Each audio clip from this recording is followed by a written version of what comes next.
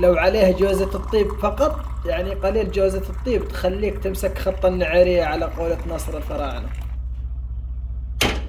وهذا أحلى شاي يمني أو حليب عدني أو شاي ملبن. نهدأ النار أول حاجة قليل علشان ما نجيب العيد. وعندنا برادنا الجميل هذا. طبعا أنا دائما بعد ما أغسل البرادات الزجاج هذه بالذات أغسلها تمام، أحط فيها مناديل علشان تجلس نظيفة طول الوقت. ونقول بسم الله وننزل الماء، طبعا ماء مغلية.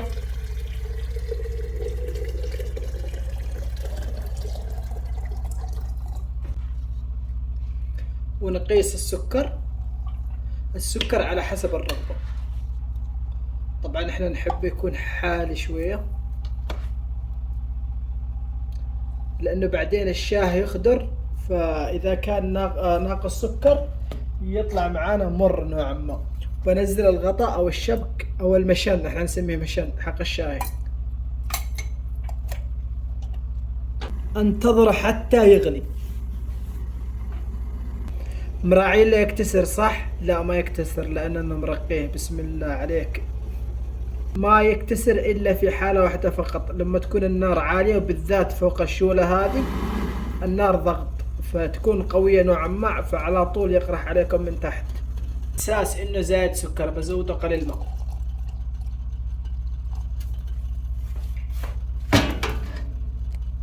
وبعد ما غلى تمام أبنزل له الشاي. طبعا البراد هذا يحتاج له 3 ملاعق مليانين علشان يطلع معانا مضبوط. منه نشرب الشاي، ومنه إذا نشتيه حليب عدني أو شاي ملبن. أغطي عليه وأخليه 3-4 دقائق حتى الشاي يقلب معانا تمام. وبعد ما خدر معي تمام بضيف له قليل هيل. طبعا هذا هو الشاي اليمني اللي على كيفكم. أنا رجعت أخاف من حاجتين. الحاجة الأولى إني أشرب الشاي من خارج، ما أدري كيف النظافة عندهم. والحاجة الثانية إني أشرب الشاي في البيت، جت لي معلومة وتسريبات مدري بإيش يكسروا الهيل.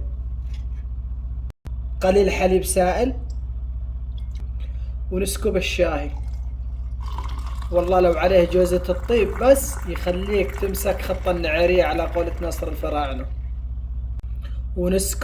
ونسكب عليه الشاي. لو عليه جوزة الطيب فقط، يعني قليل جوزة الطيب، تخليك تمسك خط النعيرية على قولة ناصر الفراعنة. وهذا أحلى شاي يمني أو حليب عدني أو شاي ملبن. وبرضه ممكن إنه نشربه كذا صافي.